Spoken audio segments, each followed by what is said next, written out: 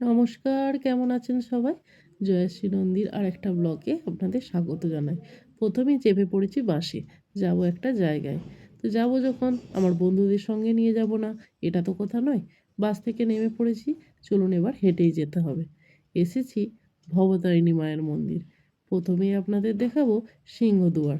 এই সিংহদুয়ারে ঢোকার আগে একটি ফেরিঘাট আছে, মা ভবতারিণীর ফেরিঘাট। এটাই লঞ্চে চেপে আপনারা বেলুড় মঠে যেতে পারবেন। এই যে হলো ফেরিঘাটের গেট। এবার সিংহদুয়ারের ভেতরে প্রবেশ করে হলো এই যে মায়ের দক্ষিণেশ্বরের মন্দিরের চূড়া। ভেতরে তো ক্যামেরা নিয়ে ঢোকা যাবে না, তাই বাইরে থেকে যেটুকু পারবো দেখাবো। এখানে হলো জুতো, ফোন, ব্যাগ এইসব রাখবার কাউন্টার। আপনি এখানে জুতো, ব্যাগ, ফোন এসব রেখে পুজোর লাইনে দাঁড়াতে পারেন, কারণ ভেতরে ফোন এলাও নেই। তো এটা হলো রানী রাসমণির মন্দির, যে এই দক্ষিণেশ্বরের ভবতারিণী মন্দির প্রতিষ্ঠা করেছিলেন।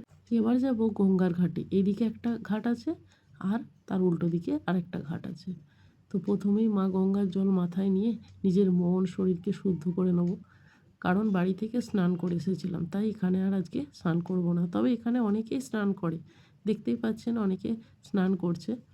তো স্নান করে অনেকে আবার মায়ের মন্দিরে পুজো দেয়। আমার মাথায় গঙ্গার জল নেওয়া হয়ে গেছে। এবার যাব পুজোর যে ডালা নেওয়া হয় তার কাউন্টার। এই যে সোজা দেখতে পাচ্ছেন, এটা হলো ডালা কাউন্টার। এখান থেকে পুজো নিয়ে মায়ের মন্দিরে গিয়ে লাইন দিতে হয়।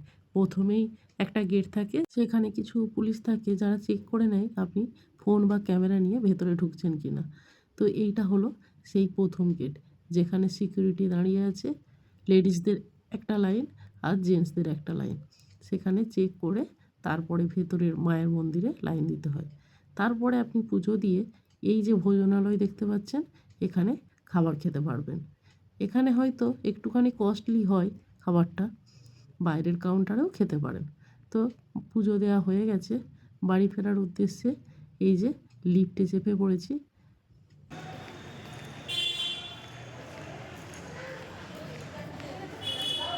উঠে পড়েছি।